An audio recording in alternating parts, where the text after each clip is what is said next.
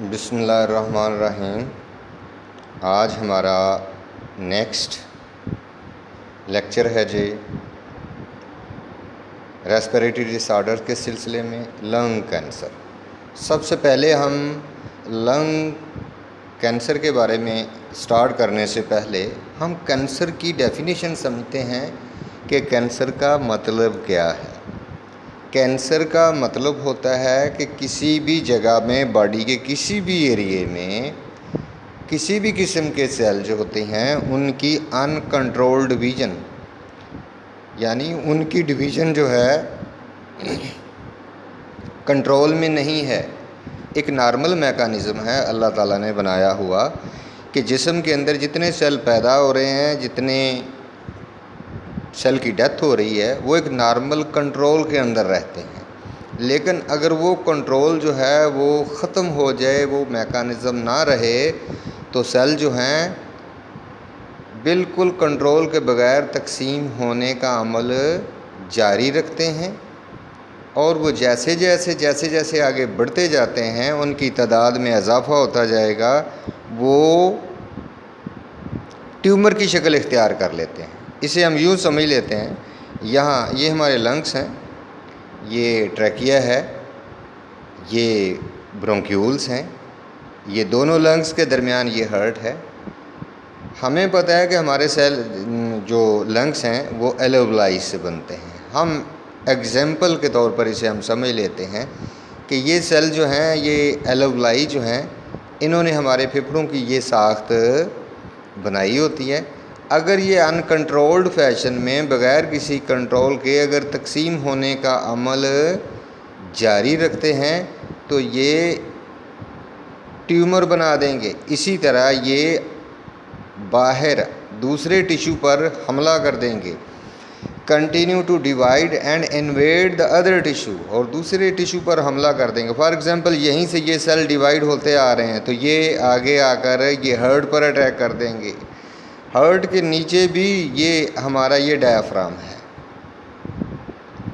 یہاں پر ہمارا اسٹومک ہے، اس جگہ پر ایسے،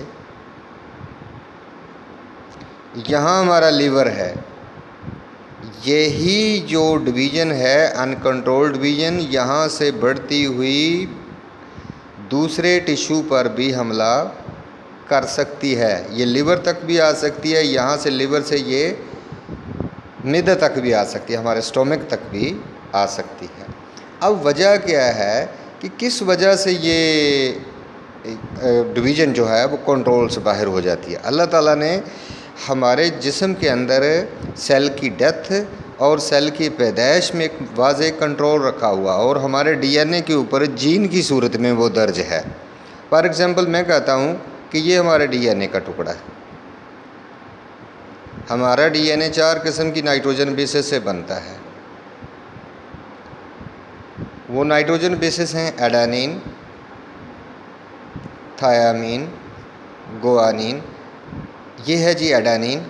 اگر ڈی این اے کے اس سٹینڈ میں ایڈینین لگی ہے تو ادھر لگے گی گوانین، اگر ادھر ادھر تھیامین لگے گی، ایڈینین اور تھیامین۔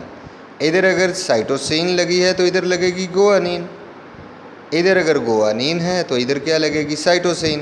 اگر ادھر تھیامین ہے تو ادھر ایڈینین۔ اسی طرح ہم اپنے سمجھنے کے لیے یہ بنا رہے ہیں۔ ادھر ہم سی ٹی اے جی لگا دیتے ہیں، اگر یہاں سی ہے تو یہاں جی لگے گا، ادھر اے لگے گا، ادھر ٹی، ادھر سی۔ میں کہتا ہوں کہ یہ ہمارے پاس ایک جین ہے، ڈی این اے کی اکائی جین ہے، اے سی جی ٹی سی ٹی اے جی، یہ ایک جین کا نارمل کوڈ ہے۔ اگر کسی وجہ سے، جیسا کہ ابھی ہم نے یہ اس کی کازز ڈسکس کریں گے، اس کوڈنگ کے اندر یہ کوڈنگ اگر اسی طرح رہے گی، میں کہتا ہوں کہ یہ مائٹوسس کو کنٹرول کرنے والی کوڈنگ ہے، ہمارے سیل کی ڈویژن کو کنٹرول کرتی ہے یہ کوڈنگ۔ اگر اس کوڈنگ کے اندر چینجز آ جائیں، اس جگہ پر یہ جہاں میں نے یہ ٹی لگایا، ادھر جا کر اگر سی لگ جاتا ہے، تبدیل آ جاتی ہے، میوٹیشن آ جاتی ہے، تبدیلی آ گئی، میوٹیشن آ گیا، تو یہ کوڈ پراپرلی کام نہیں کرے گا. جب وہ پراپرلی کام نہیں کرے گا تو وہ کنٹرول بھی سیل کی ڈیتھ اور سیل کی جو ڈویژن ہے اس کو کنٹرول نہیں کر پائے گا. لہٰذا وہ کنٹرول سے باہر ہو جائے گی وہ سیل کی ڈویژن، جس سے ہم کینسر کا نام دیتے ہیں. اور اس کی علامات میں کیا ہوتا ہے؟ علامات میں اگر ہم دیکھتے ہیں تو سب سے پہلے ہے شارٹنیس آف بریتھ. کیوں شارٹنیس آف بریتھ آئے گی؟ یہ ہم دیکھ رہے ہیں، یہ ہمارے پھیپھڑوں کی ساخت. تو یہ جب یہاں ان کنٹرولڈ ڈویژن ہوگی، یہاں پر سیل ہی سیل پائے جائیں گے. فار ایگزامپل یہاں پر میں کہتا ہوں کہ 500 سیل چاہیے ہوتے ہیں، تو یہاں پر 5 لاکھ اگر سیل بن جائیں تو پھر یہ جگہ جو ہے وہ تو 5 سیل کے لیے تھی.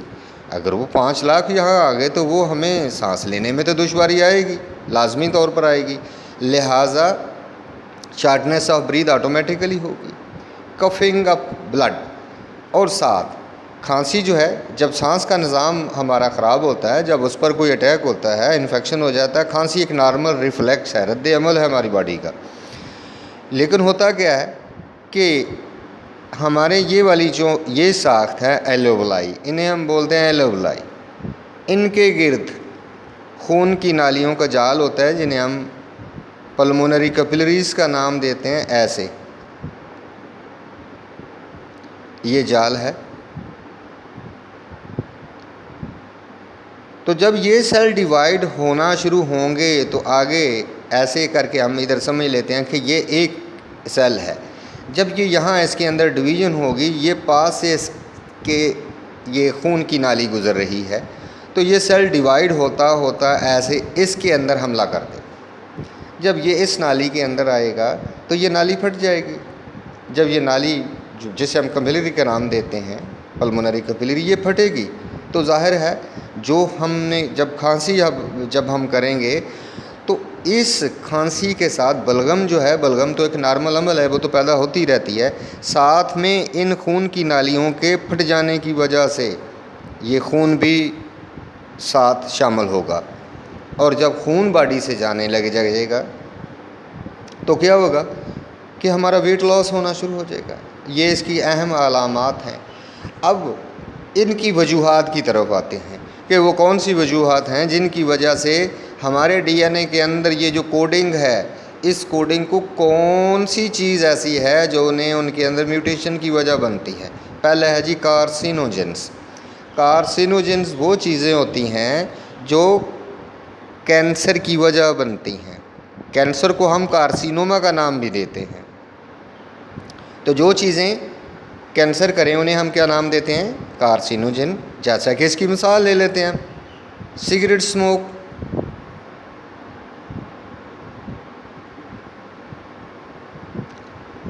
یہ بھی ایک کارسینوجن ہے. اور دوسرا یہ سگریٹ اسموک جو ہے یہ بھی ہمارے ڈی این اے کے اندر تبدیلی کی وجہ بن سکتا ہے اور میوٹیشن کاز کر سکتا ہے، جس کی وجہ سے یہ کینسر ہو سکتا ہے. دوسرا ہے آئنائزنگ ریڈیشنز. آئنائزنگ ریڈیشن سے کیا مراد ہے؟ وہ ریڈیشن جو کہ ہمارے مالیکول اور ایٹم کو آئن کی شکل میں تبدیل کر دے. کیونکہ ہمارے یہ والی جو ڈی این اے کے مالیکولز ہیں یہ نیوکلیوٹائڈ سے بنتے ہیں، اور نیوکلیوٹائڈ جو ہے ایک میکرو مالیکول ہے، بڑا مالیکول ہے.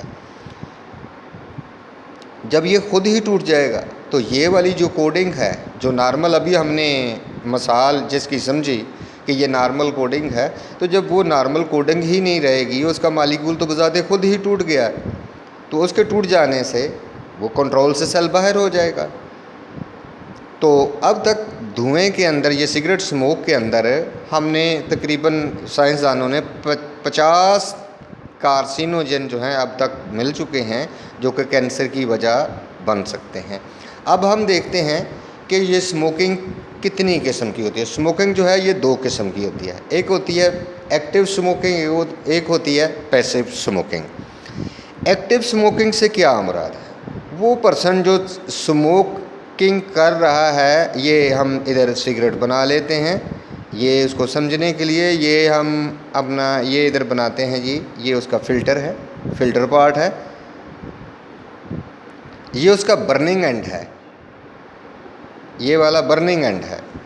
تو جو سگریٹ اسموکنگ کر رہا ہے اسے ہم ایکٹیو اسموکر کا نام دیتے ہیں. یعنی وہ تو اسموکنگ کر ہی رہا ہے، تو جو دھواں یہاں سے یہاں فلٹر کے ذریعے پینے والے کے اندر جائے گا وہ اس فلٹر میں صاف ہو جائے گا، وہ اتنا زہریلا نہیں ہوگا جتنا کہ یہ والا برننگ اینڈ سے جو دھواں نکل رہا ہے اس کی نسبت یہ اتنا زہریلا نہیں ہوگا۔ تو وہ پرسن جو پینے والے کے پاس بیٹھا ہے وہ اس دھوئیں کا سامنا اسے کرنا پڑ رہا ہے، جو جلنے والے سرے سگریٹ کے جلنے والے سرے سے نکل رہا ہے اسے ہم پیسیو اسموکنگ کا نام دیتے ہیں۔ مطلب وہ پینے والا تو پی ہی رہا ہے لیکن جو پاس بیٹھے ہیں ان کو بھی اتنا ہی اثر ہو رہا ہے۔ تو ایکٹیو اسموکنگ اور پیسیو اسموکنگ میں ہم نے فرق دیکھ لیا، یعنی جو پینے والا ہے وہ ایکٹیو اسموکر ہے، اور وہ اسموکنگ جو پی نہیں جاتی بلکہ کسی دوسرے کے پینے والے سے ہماری باڈی کے اندر آ جاتی ہے اسے ہم پیسیو اسموکنگ کا نام دیتے ہیں۔ تو اگر وہ پرسن اسے چھوڑ دیتا ہے، سگریٹ کی اسموکنگ کو چھوڑ دیتا ہے، تو اس کے اندر لنگ کینسر کے چانسز جو ہیں وہ کم ہو جاتے ہیں، لیکن وہ دھوئیں کے اثرات جو ہیں اس کے اندر وہ موجود رہتے ہیں، جو کہ آہستہ آہستہ وقت کے ساتھ ساتھ وہ ختم ہو جاتے ہیں۔ تھینکس۔